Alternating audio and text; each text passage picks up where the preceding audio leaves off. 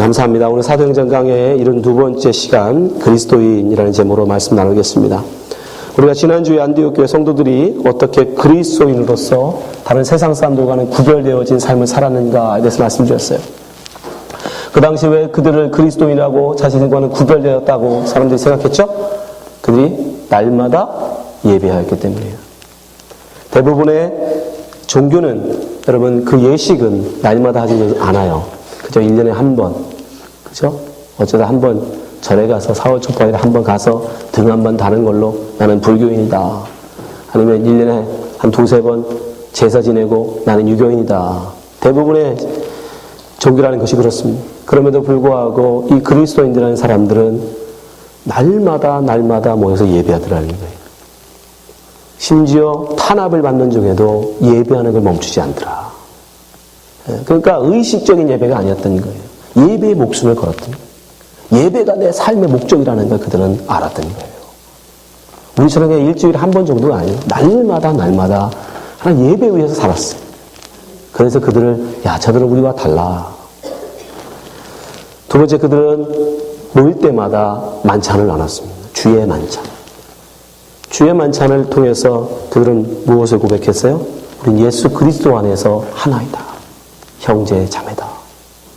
그 당시엔 신분이 있던 시대입니다. 귀천이 있던 시대예요. 노예가 있던 시대예요. 남녀가 엄격하게 차별되던 시대예요. 그럼에도 불구하고 그들은 예수 그리스도 안에서 우리는 다 형제 자매다. 그것을 고백했어요. 마지막으로 그들은 어떻게 했습니까? 교회의 삶과 교회 밖에서의 삶이 다르지 않았어요. 한결 같았어요. 삶 속에서도 그들은 그 신앙을 지키기 위해서 그들은 목숨을 걸었어요. 황제 숭배는 단순히 숭배가 아니라고 말씀드렸어요. 그 당시엔 문화였고 거기에 참여하지 않으면 세상에서 왕따당하는 그런 거였어요. 그럼에도 불구하고 그들은 기꺼이 그것을 거부했어요. 오직 하나님만 경배해야 된다. 정말 우리가 이 시대에 우리가 그리스도인으로 살고 있는가 한번 다 봤으면 좋겠어요. 오늘 우리가 본문을 통해서 좀 더 이 시대의 그리스도인들의 삶이 어땠는지를 우리 역사적으로도 여러분 검증해 볼 수가 있어요. 오늘 보면 이 누가가 이 당시 이때가 언제였는지를 우리에게 귀한 힌트를, 역사적 증거를 우리에게 보여주죠. 자, 27, 28절 한번 보세요. 그때 선지자들이 예루살렘에서 안디옥에 이르니, 분명히 그때라고 말해요. 그때 언제예요? 지금 이 안디옥 교회가 그리스도인으로 부름받던 그때에 어떤 선지자들이 예루살렘에서 왔어요. 28절. 그 중에 아가보라 하는 한 사람이 일어나 성령으로 말하되 천하가 크게 흉년 들리라. 예언을 한 거예요. 흉년 들 거다. 그랬더니 정말 어떻게 되더라? 글라우디 때에 그렇게 되니라. 정말 그렇게 되더라. 그 예언이 정말로 이루어지더라. 근데 중요한 건 여기서는 글라우디라는 이름이에요. 이 글라우디오라는 사람은 로마의 황제입니다. 네 번째 황제였어요. 로마의 첫 번째 황제는 누가복음 2장 1절에 나온 아우구스도예요.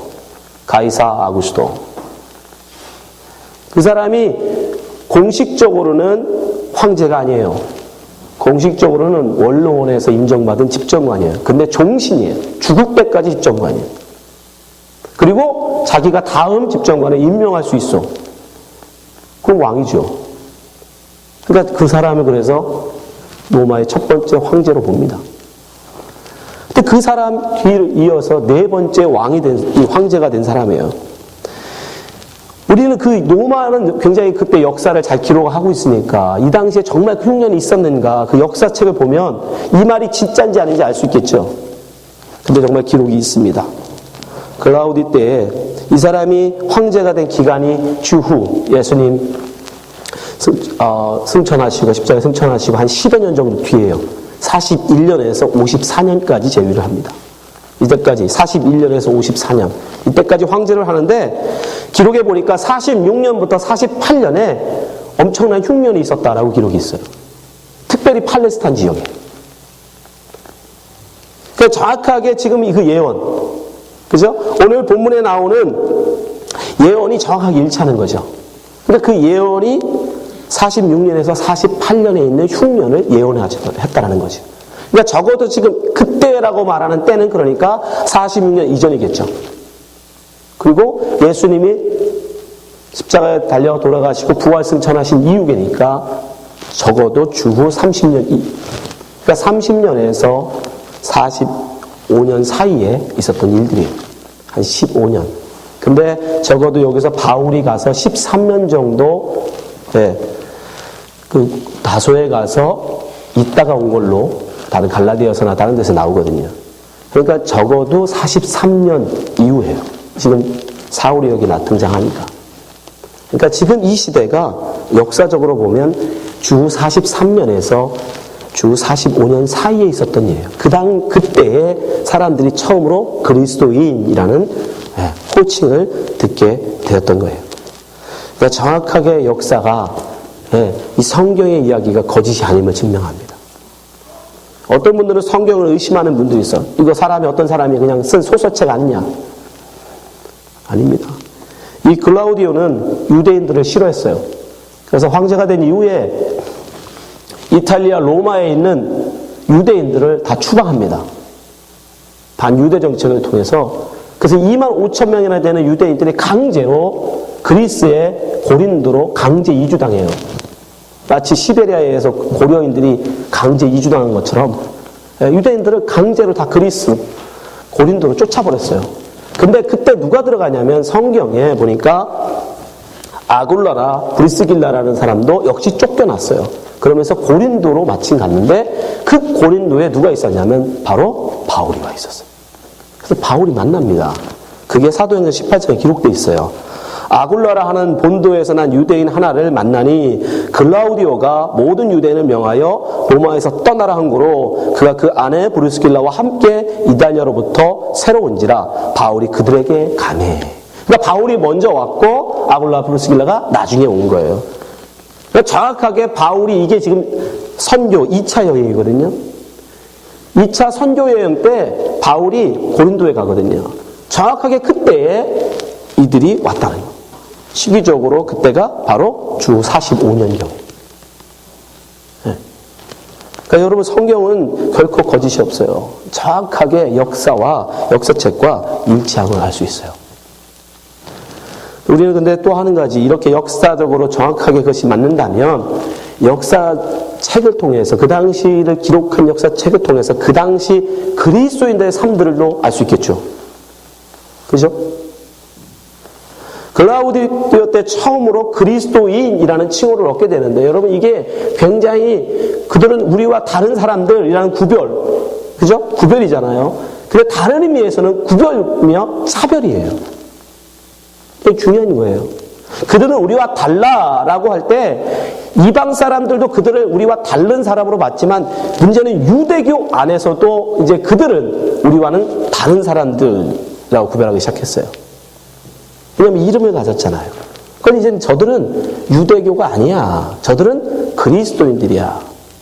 우리말로 하면 기독교인들이야. 그러니까 이제 이때부터 기독교와 유대교가 갈라지기 시작한 거예요. 그 전까지는 여러분 성경을 읽어보시면 바울이 전도 가면 제일 먼저 어디부터 가요? 유대인 회당부터 가요. 그죠? 유대인들부터 만납니다. 왜요? 그 당시 초대 기독교는 유대교하고 구별되지 않았어요. 유대인들이 기독교로 구별하지 않았어요. 그냥 자기들도 다 같은 유대인이라고 생각했어요. 유대교라고 생각했어요.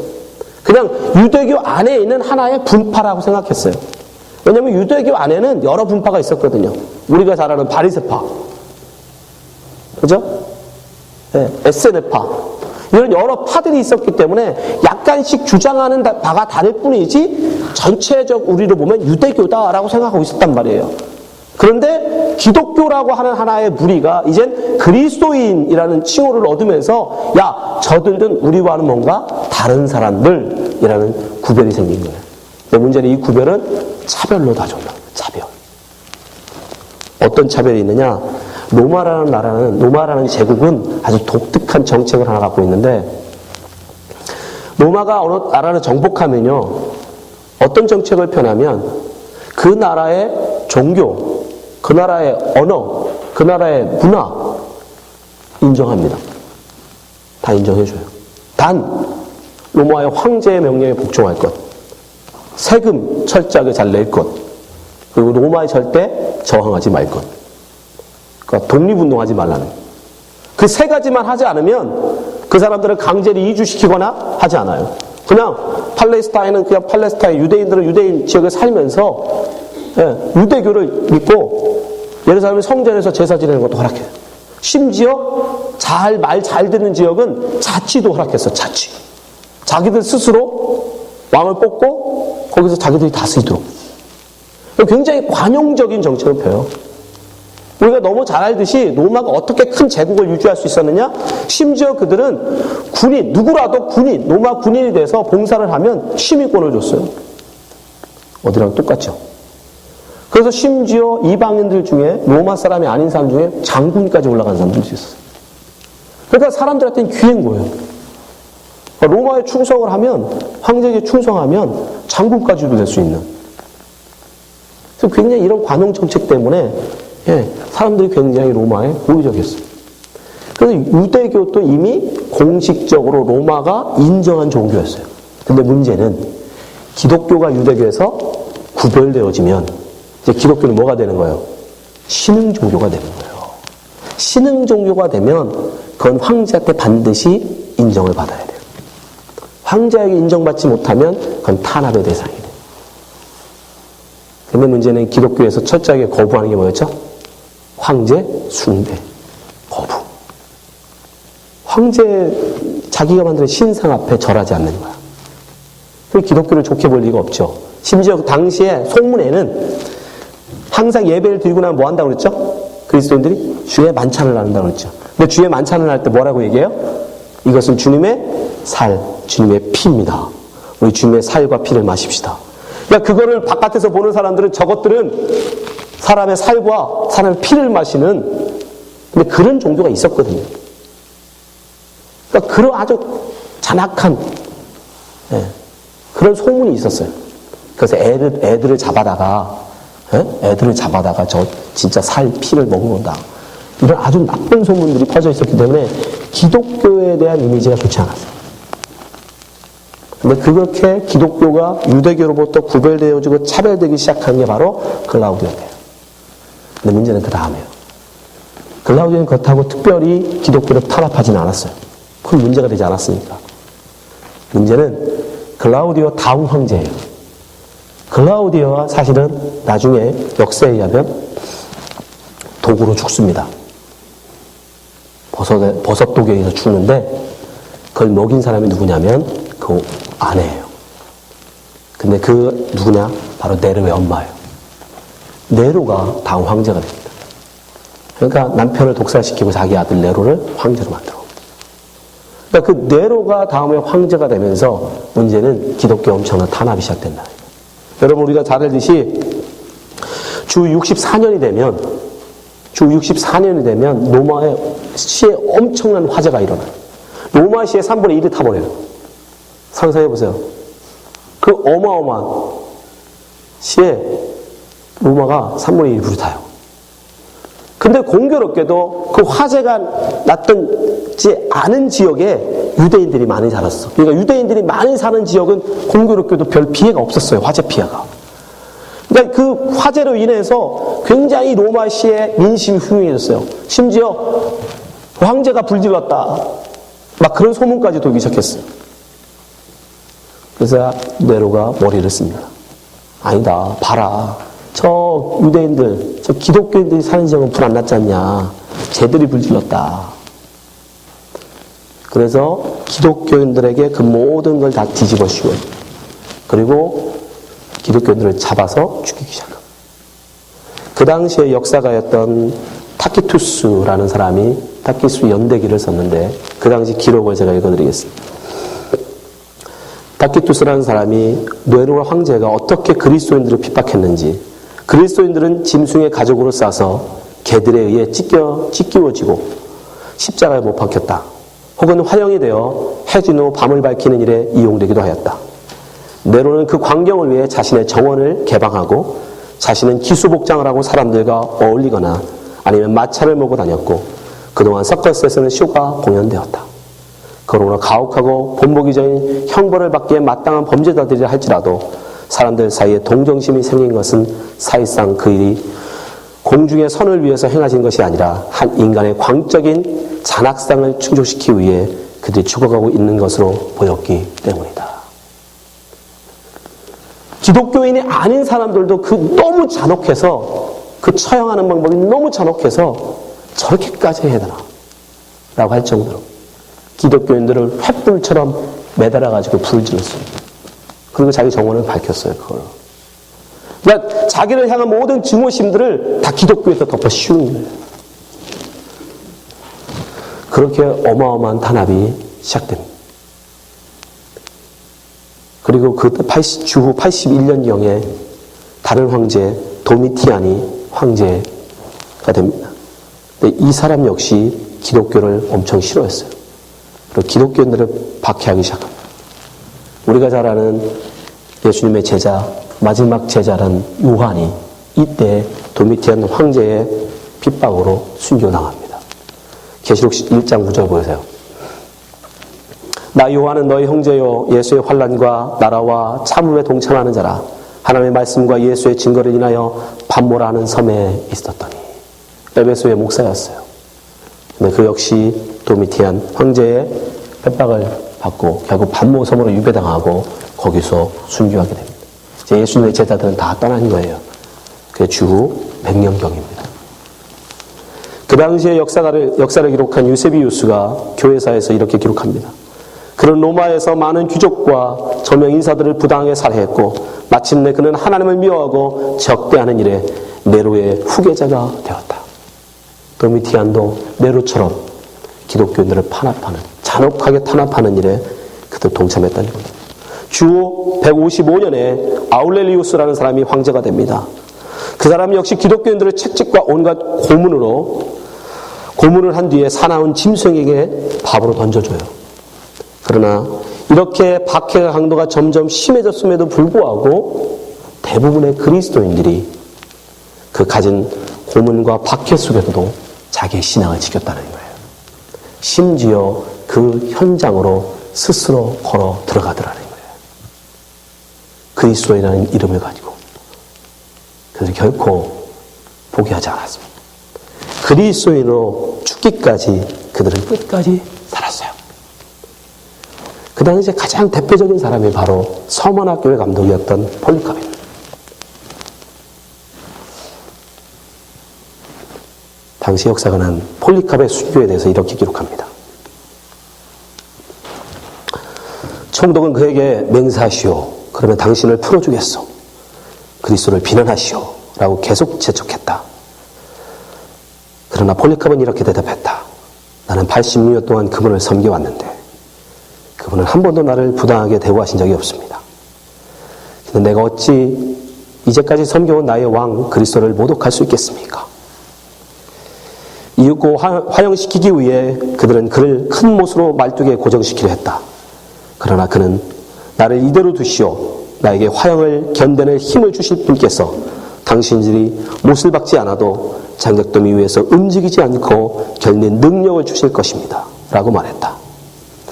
하나님이여, 당신께서 오늘 이 시간 나로 하여금 순교자의 반열에 그리고 그리스도의 잔에 참여하게 하시어 내 몸과 영혼이 성령에 썩지 않는 축복 속에서 영생의 부활을 얻기에 합당하다고 여겨 주님께 감사드립니다. 오늘 나는 신실하고 참되신 하나님이신 당신께 예비하시고 계시하시고 이루신 풍성하고 간합된 만한 재물로서 당신이 보시는 앞에서 받아들이기를 바라나이다. 나는 이 모든 일을 인하여 당신의 사랑하는 독생자 영원한 대제사장을 도하여 당신을 찬양하고 감사드리며 영광을 돌리나이다. 성부 성자 성령께 이제부터 영원히 영광이 있을지어다. 아멘. 그러나 이전까지의 박해는 황제가 개인적으로 하는 박해들이었어요. 어떤 황제는 박해하고 어떤 황제는 박해하지 않는 그런 부분적인 박해였습니다. 그러나 주 249년이 이르면 이제는 로마 전역에서 기독교에 대한 박해가 이루어져요. 데시우스 황제는 지방 관료와 행정관들에게 정해진 날에 필요한 장소에서 제사를 총괄하도록 명령을 내렸고 제사를 드린 사람들에게 제사를 증명하는 니벨리우스를 발급합니다. 이 명령 앞에 교인들은 순응하든지 타협하든지 거부하든지 도피하든지 주의 택해야 했어요. 이때 로마 교회 감독 콜른 네비우스, 예루살렘 감독 알렉산더, 안디옥 교회 감독 바빌라스가 순교를 당합니다. 그들은 당시 기독교인들은 그리스도라는 이름을 얻음으로써 로마 제국으로부터 엄청난 박해를 당했습니다. 그럼에도 불구하고 그들은 그리스도인이라는 이름을 결코 포기하지 않았으며 250년 동안 이어진 박해 속에서도 그들은 끝까지 그 신앙을 지켜냈다는 거예요. 엄청난 박해가 있음에도 불구하고 기독교는 사라지지 않았습니다. 왜 그랬을까요? 모두가 숨었다면, 모두가 타협했다면, 모두가 적당히 신앙생활하고 세상과 구별되지 않는 삶을 살았다면 어떻게 그리스도인들이 살아남을 수 있었을까요? 그들은 죽으면 죽을지언정 결국 그리스도인으로서 세상과 구별되기를 마다하지 않았습니다. 히브리서 기자는 당시에 고난받던 사람들 이렇게 기록합니다.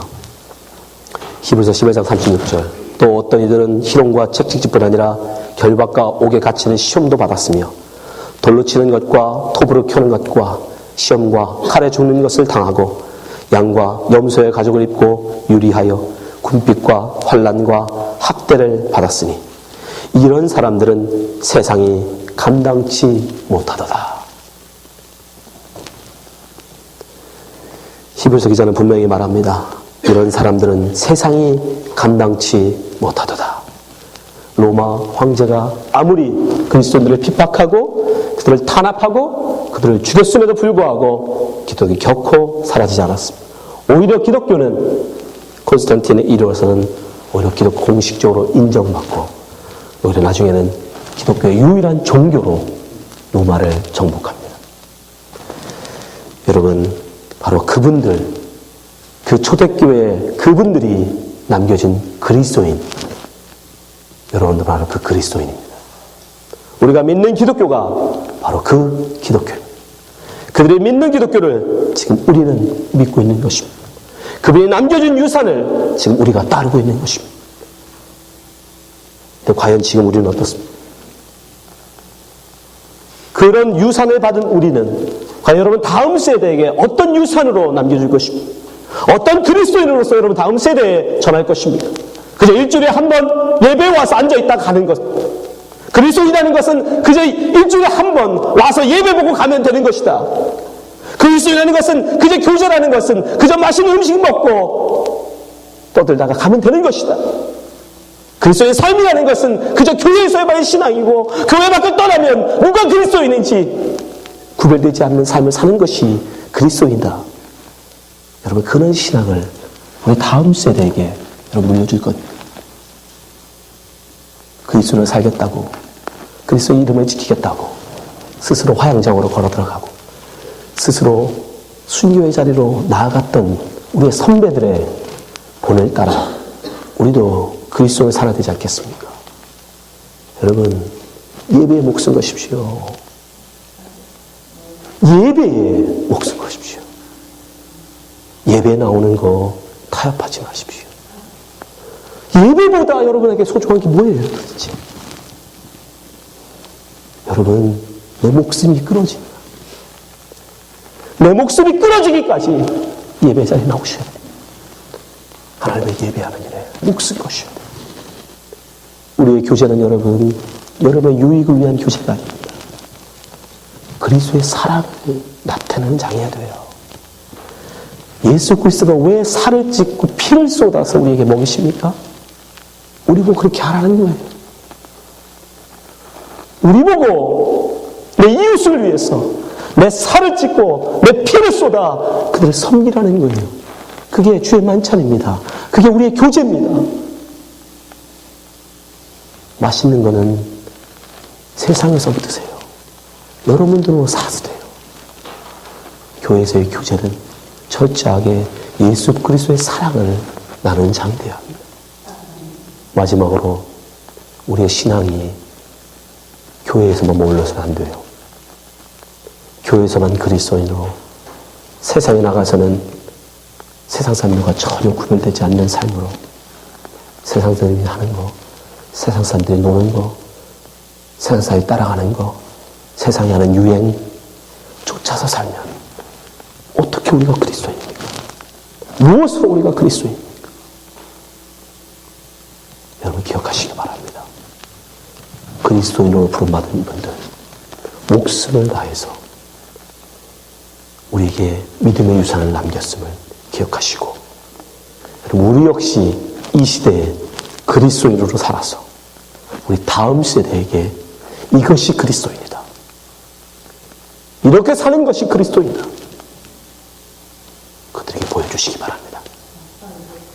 이 자리에 있는 모든 성도님들이 정말 그리스도인으로 이 세상을 살아내시기 바랍니다.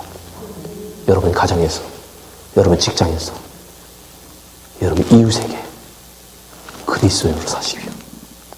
그리스도인으로 구별되십시오. 기도하겠습니다.